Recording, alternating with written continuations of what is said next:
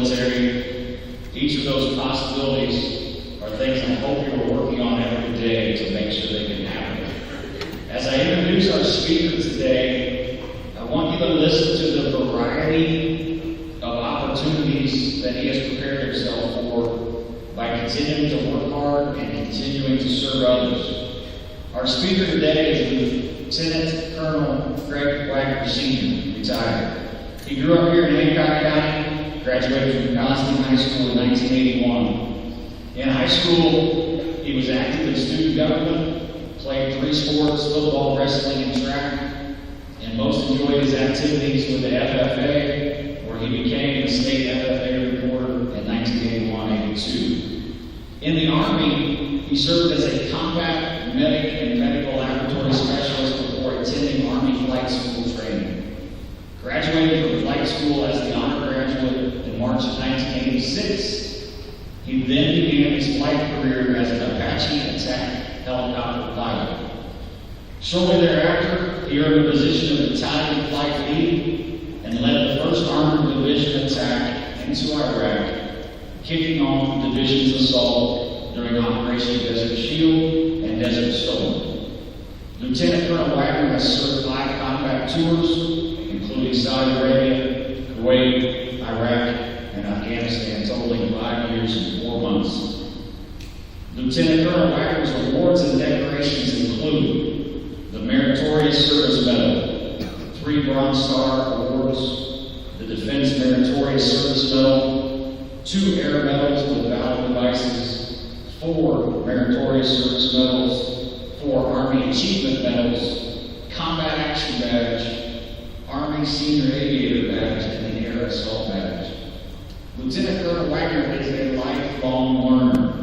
He's earned a doctorate in ministry, a Master of Science degree in education, a Master of Science degree in business administration, and a Bachelor of Science in aeronautical science. Lieutenant Colonel Wagner is married to former Jennifer James of New Palestine. They have 6 sons, 3 daughters-in-law, and 7 grandchildren. And he currently works for the headquarters of the United States Marine Corps as a supervisor of financial management. Please welcome Lieutenant Colonel Greg Wagner Sr.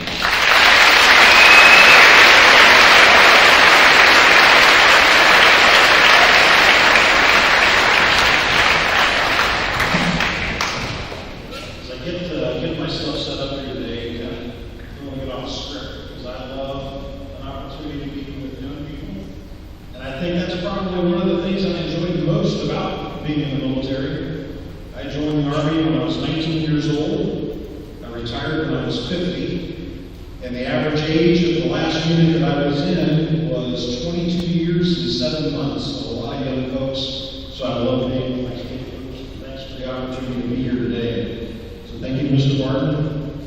We have some mutual connections from our past, so it's a pleasure to have the invitation to be here at Eastern Hancock High School today. Of course, I love being in this part of the state, especially in the fall. And of course, the band sounds great today. I appreciate all of your work and efforts that you put in this morning. And Lily and Riley, I really appreciate that this morning, reading the Star Spangled Banner, giving meaning to that, and then thank you so much for signing today. That's really awesome and adds to the entire program. But I certainly appreciate the music and really how it adds to every occasion. I love high school bands. I love fall sports, bonfires, and s'mores. I mean, those are all some of my favorite things. And I also like to acknowledge this morning our other veterans that are with. Several veterans are on staff. And I think it's impressive that we have on staff Air Force, Army, Navy, and Marines are all represented. So it's great to have them all here today. I want to start by talking about the origins of Veterans Day. In 1921, an unknown World War I American soldier was buried at Arlington National Cemetery. This site on a hillside overlooking the Potomac River in the city of Washington, D.C., has become the focal point of reverence for America's veterans. Similar ceremonies occurred earlier in England and in France, and they had unknowns as well, buried in significant locations in Westminster Abbey and at the Arc de Triomphe in France during that same time. Those memorial gestures took place on November the 11th, giving universal recognition to the celebration that ended World War I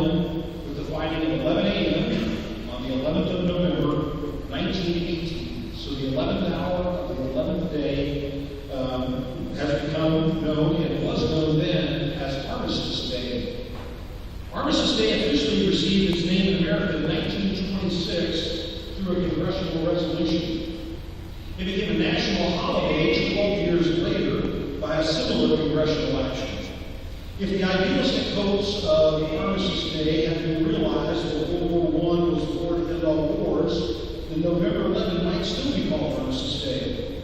But only a few years later, the holiday was proclaimed, war broke out in Europe. 16.5 million Americans took part in World War II.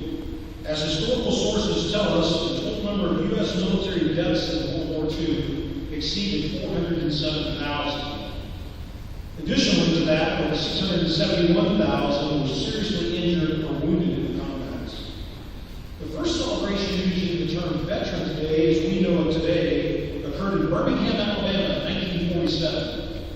There was a gentleman named Raymond Weeks, who he himself was a World War II veteran, organized a National Veterans Day, which included parades and festivities and beginnings and togethers and gatherings, much like we have here today. The event was held on November 11th. That was initially designated as Armistice Day. And that first celebration has grown to continue to events like we have here today with our music, our speaking, and our gathering and our honoring of veterans. Edward Reese, who was a U.S. representative from the state of Kansas, proposed a bill that would change Armistice Day, Veterans Day, in 1954. Congress passed the bill that President Eisenhower signed, proclaiming November 11th as Veterans Day, and Raymond Weeks later received the Presidential Citizens Award from President Reagan in 1982 for his efforts. On Memorial Day in 1958, two more unidentified American war dead were brought from overseas and interned at Arlington National Cemetery. One was killed in World War II, the other in the Korean War, and in 1984, an unknown from the Vietnam War was added. And all these represent all veterans who have given all their lives in all wars. In honor of the vigilance that is kept there, the U.S. Army has the 3rd Infantry, called the Old Guard, that keeps 24-hour watch. And if you ever have an opportunity to go to Washington, D.C., take the time to go to Arlington National Cemetery and read a little bit about that honor guard and the number of steps that they take and procedures that they go through. It is really quite impressive. And it is quite an ordeal in order to be selected and pass the rigorous training that's required for that honor duty. A law passed in 1968 changed the national commemoration of Veterans Day to the 4th Monday in October. But it soon became apparent that the natural day and the historic date with significance for many Americans was November 11th. Therefore, in 1978, Congress returned the observance from that 4th Monday in October back to the traditional date of November 11th. Since its founding in 1776, the United States has fought in about a dozen major wars, hundreds of other skirmishes and incursions that occurred around the globe, and intervened militarily in many, many others. Every generation of Americans has witnessed combat in one form or another. As such, tens of millions of Americans have suited up for the armed forces, including 16 million during World War II alone. Well over 1 million Americans have died in warfare, the vast majority of those in the Civil War and in World War II. But what is most important to you, and really during your time, most of you would be more familiar with approximately 3.3 million veterans who have served in Iraq and Afghanistan and associated combat that has occurred around the globe during your lifetime. Given their importance to U.S. history, it's no surprise that veterans have played a hallowed place in American history, routinely honored at national events and sporting events and other occasions, patriotic holidays, but especially on Veterans Day. And I'm sure each veteran who's present here today, or represented by a family member, or is in someone's conscious memory, has a unique story to tell about why they served, why they joined, and the lessons that they learned from their service. For me, I grew up in a military family. My grandfather was a World War II anti-tank gunner in the Pacific Theater. My father was a career soldier, having served 2 tours in Vietnam. He retired right before I entered high school in Newtown. So I was someone who always grew up with the idea that I was going to be in the military. Even though I worked on a hog farm here in Hancock County, I grew up working for lots of corn farms and 4-H and FFA and all those things. Some statistics, when I was in high school, we talk about the economy a lot. When I was graduating from high school, the unemployment in Indiana was 10.4%. I spent the next year as a state FFA officer living down in Chicago, and by the time I finished my year being a state FFA officer, the unemployment rate in Indiana was 11.7%. So compare that with about the 2.8% that we have in Indiana now. There's also career motivation for joining the military and becoming a young soldier and earning some money for college as well. So a little bit of significance from the background. For me, it turned out to be a good career choice and really a lifelong choice. To some of you here today, this now said, it may sound crazy. Some of you, it may make sense. But I really enjoyed my time in high school. If there had been an opportunity to redshirt and do an additional year in high school or something like an emeritus program, I would have probably stayed in high school because I loved high school sports and being involved in events and just all of those kinds of things. Because for me, school wasn't preparation for life. It wasn't life. It just encompassed everything at that time. I was pretty much an average student in school, but I loved being involved. And as Mr. Martin said, I played football and I wrestled and I tried to run track and field events. But my favorite thing in high school was being a future farmer. I learned lifelong things I learned how to develop. I remember working in the ag building with Mr. Fleming when Newtown High School got hit by a tornado. We were in there welding, and I never thought about this until just this morning I was driving. I thought about it a long time. And I never really ever done this in welding class. But some of us used to take little pieces of metal and shop building and try to throw them up into the ceiling and get them to stick. I hope I haven't given anybody any ideas. But when that tornado shook that building and Mr. Fleming and I were in it, all of a sudden all those little shards of metal started falling out of the ceiling on our head, and I ended up with several gashes, which you can see now that I've gone through a hairstyle change momentarily. So, anyway, I have had a continuous desire to learn and continue through my life. I'll be honest, I didn't really enjoy studying all that much in high school. I did what I needed to do so that I could stay eligible for sports, and so that I could stay eligible for everything else that I wanted to do. But as I've gotten older, I really love stuff. I'll be honest, I still take college classes now. And the reason I take college classes, I'll take a class in something like technology, or I'll take an online Excel or math class, and I'm taking classes with people that I don't even know, and if I goof up, it's not attribution, it's okay, but I'll be honest, I learn a lot by taking college classes with young people that are 18, 19, 22 years old, and I don't tell them how old that I am. So anyway, I am a lifelong learner. But anyway, when I think back what helped me in my experience, have some level of success in my life, I think of situations that made me grow and stretch beyond what I was comfortable with or what I thought was possible. Those situations that pushed me out of my comfort zone. Like I was a military advisor. I lived and worked with my Iraqi counterparts. I learned Arabic and Pashto. I learned to eat a lot of things I never thought that I would eat. And so really what I would encourage you to do is to take part in activities and adventures that your initial reaction is to avoid. To get out there, try new foods, try new things, meet new people, do things that stretch you beyond what you think is possible. And really, I was able to learn a lot and gain a whole new perspective on how I view things by trying things that are outside my comfort zone. Even encourage this with my own kids. One of our sons in high school played football and soccer, and I was encouraging him to do something totally different. He ended up getting in show choir.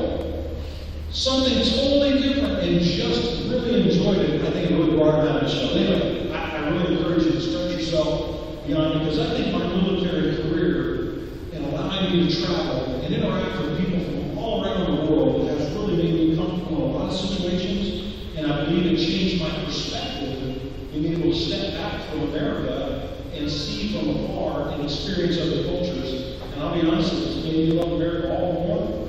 And I love our people all the more. And I love our systems all the more. And I'll be honest, I love American food too. Cheeseburgers and fries. But anyway, but because Jenny and I, my wife and I, we've gone through several experiences. We've moved 28 times. So we're experts at packing up a house. We've lived in 9 different states and 4 different countries, to include one. Matter of fact, when I first enlisted in the Army, I left Indiana on a cool May morning and ended up in El Paso, Texas, totally different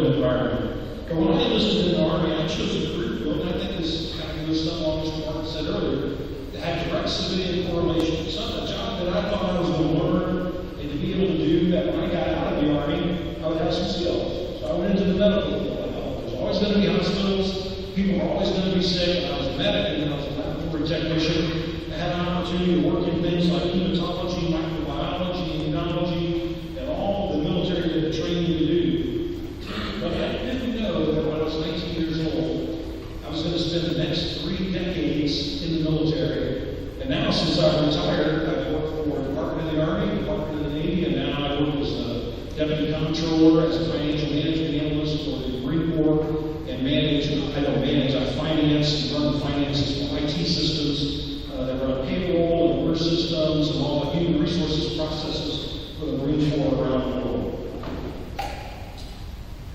In 1985, I got a ride back in a Black Hawk helicopter. And Laura over here this morning showed a picture of Huey with the doors open. Had the doors open and the wind's blowing, and my thought was, wow, this beats the heck out of checking urine samples. I was in the hospital at the time. And I applied and was fortunate enough to be selected to go to Army Flight School. I graduated from flight school in March of 1986, and I was selected to fly at that time what was a new Apache helicopter. And so I've had an opportunity to fly in environments all across the United States, Europe, Asia, the Pacific region, including multiple combat tours that encompassed over 5 years of combat in Iraq and Afghanistan. But one of the memories I'll never forget was in 1987. I was flying with a gentleman named Bill Rohde, and we were flying from Texas across Louisiana and across Mississippi. And there was a real light, misty rain. We were flying about 1,500 feet above the ground. And have you ever looked off in the distance and you've seen a rainbow?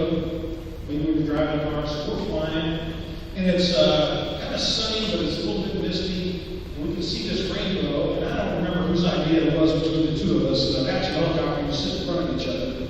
The guy in the front sees 8 feet in front of you and actually 5 feet behind. And you look at each other through this little mirror if you want to see each other's faces. And between you, there's a glass shield that's 2.5 inches thick of layered plexiglass to help keep 23mm rounds from coming through. But anyway, we see this rainbow, and one of us got the idea, let's fly, see if we can fly through the color bands of the rainbow. And I kept thinking, as we fly closer and closer to this, your perspective changes. I thought the rainbow would continue to move. But lo and behold, we started getting closer and closer to the colors of the rainbow. And as we flew into the color band of the rainbow, and then missed the rainbow, then formed a complete circle around the aircraft. It's like we were flying through the center of a circle of color. Absolutely beautiful, and I was mystified. And I wish I had a picture of that I could just continue to share. I probably make some big money out of that now. But it was really a great experience for me. But you know, an Apache helicopter is really not built for flying through rainbows over Mississippi. Its weapon systems include Hellfire missiles, a 30mm cannon, and really an arsenal of Hydra 70 rockets. Now, rockets, and I can speak to you about specific combat missions and all of those types of things. But really, I want to tell you about the most important thing about firing rockets. The Hydra 70 rocket is a 2.75-inch diameter, thin stabilized, unguided rocket, and it's used primarily in the air-ground movement. It can be equipped with a variety of warheads, and I'll be honest, I've fired thousands of them through the years. They cost about $3,000 each. The aircraft can carry in multiples of 38 or 76, however many you want to mix and match on your aircraft. They have a range of about 9,000 meters. That's close to 6 miles that you can fire these rockets. And they travel about half a mile a second. So when you think about getting out there and firing at a target that's 6 miles away, about 10, 11 seconds, that rocket's going to hit at a very long range. But one of the things about firing a rocket, or shooting a basketball for that matter, being closer to the target is better. You're going to be more accurate. But that's not so good on a two-way range, so sometimes you want some distance between you and the other folks you're engaging with. And so when you think about a rocket and being precision, and being on target, being at that longer range, there's some things you have to think about. Getting yourself lined up. Oh, by the way, there's wind and weather and the speed that you're flying at and smoke. And by the way, people shooting back at you, so you've got to really focus in on what you're doing. And you need to try to get really steady when you're firing a rocket. Now, I'm sure all of you in this gym today have been compass or a protractor in a math class or something like that. And maybe you're using a compass and protractor or paper or a pencil. And if you're off about 1 degree, compass and protractor, a piece of paper in a math class or in class, you're drawing something now, it's really not that big a deal. But when you're firing rockets, being 1 degree off makes a big deal. And I'm sure I want you to think about a couple of things. So here's what you got to put out your thinking caps for a second. We think in statute miles and nautical miles. So a statute mile is 5,280 feet. That's what you're measuring when you're driving a car, or maybe you're running cross country or track and you're running miles or different things like that. We live out here in rural Indiana, and so we have mile grids between our roads, so we can understand the statute mile. The statute mile really came from ancient Roman armies. A statute mile was the distance they could travel in 1,000 paces. Now, I'm sure many of our veterans have done land navigation at some point in time when we were in the military, and I know that my pace count, 32 steps, is going to equal 100 meters, and so I can use a compass and navigate and all of those types of things. But a nautical mile is a little bit different. A nautical mile is what's used in aeronautics, in space, ship navigation, and a nautical mile equals 1.15 statute miles. There's no test at the end, so you don't have to write that down. But a nautical mile is a little bit longer than a statute mile. A nautical mile is 6,070 feet compared to 5,280 feet. Now, helicopters at speed are traveling in nautical miles. So general speed for Apache helicopter, just out cruising around, having a good time, looking at rainbows in Mississippi is going to be about 120 knots, which is going to equal on standard sea level to about 138 statute miles per hour.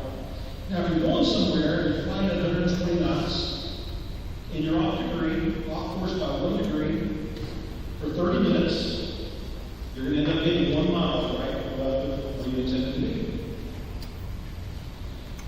So, when firing rockets, as I mentioned a few moments ago, being on target by just 1 degree, after 100 feet, you'll be off by 5.2 feet.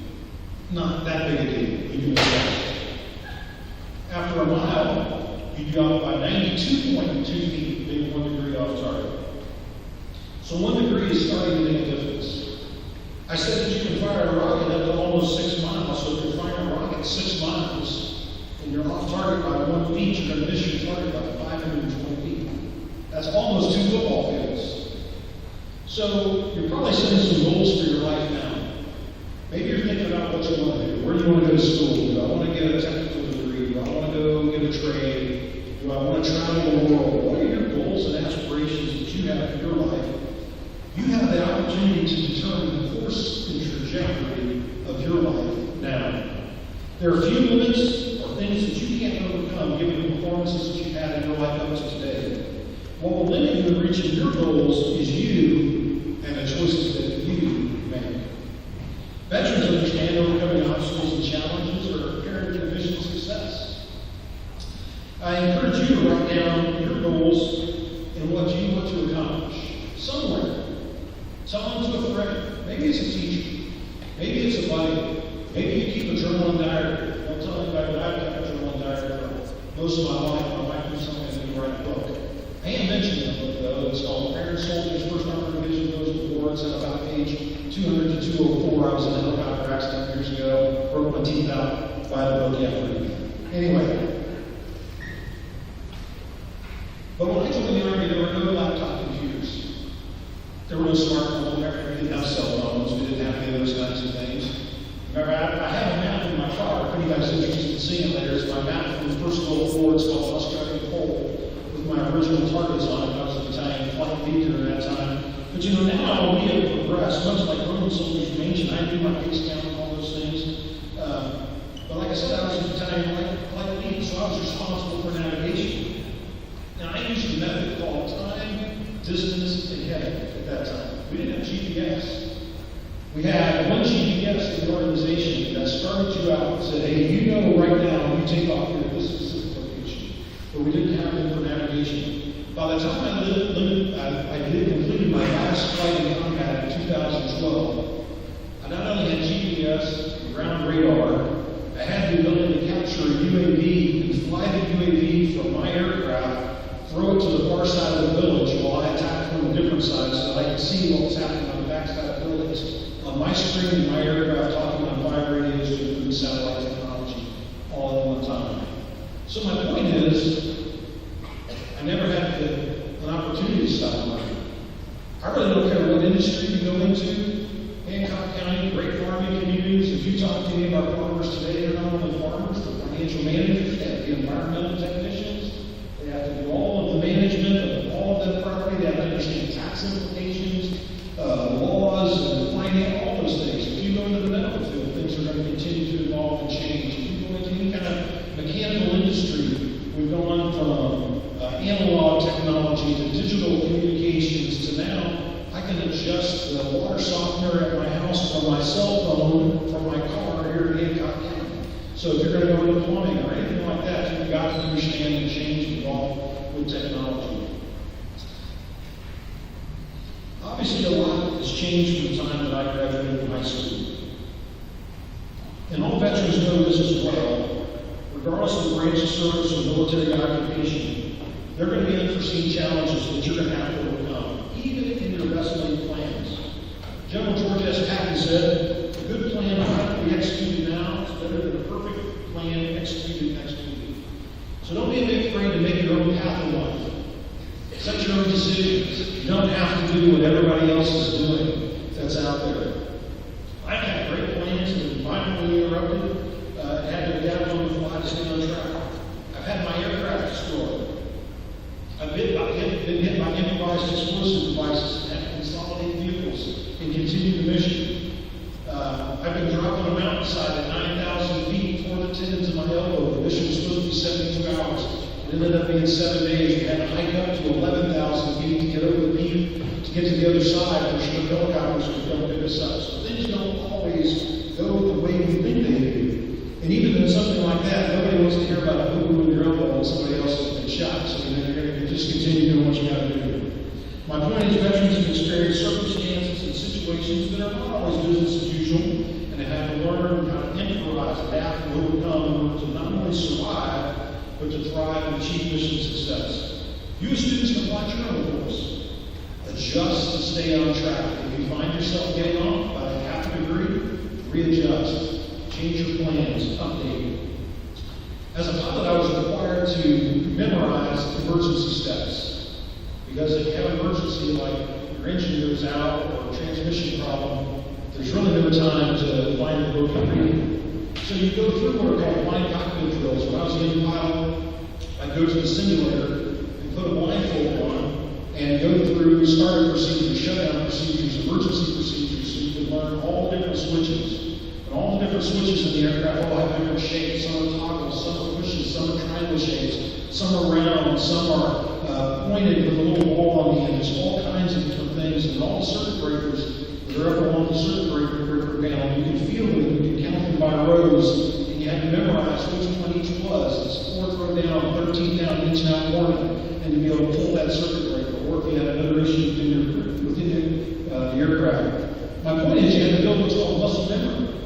I'm sure we've got some coaches that are here, or in our bands, we have muscle memory for the way that we operate and the way we react. Maybe you play an instrument or you shoot a basketball. You don't think about that process. You think about that's just automatic muscle memory, what you want to do. So I would encourage you to create some muscle memories in your life.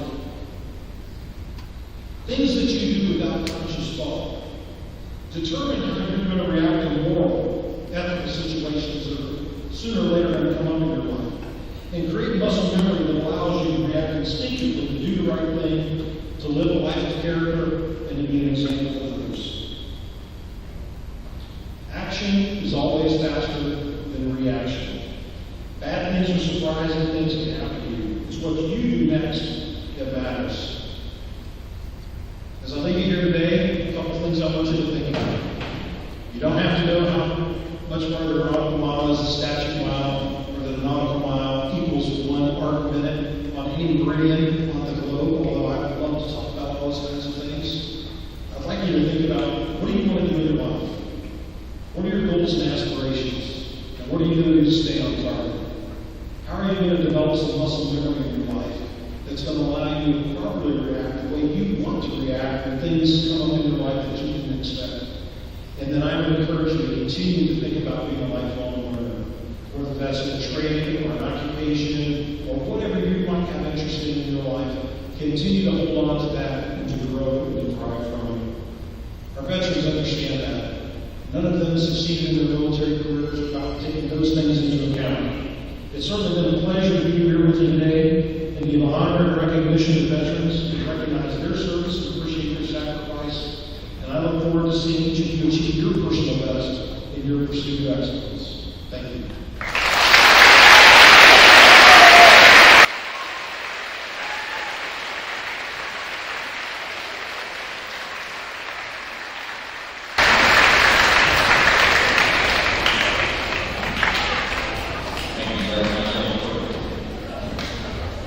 At this time, please welcome our middle school choir as they sing God Bless the USA in the direction is actually in time.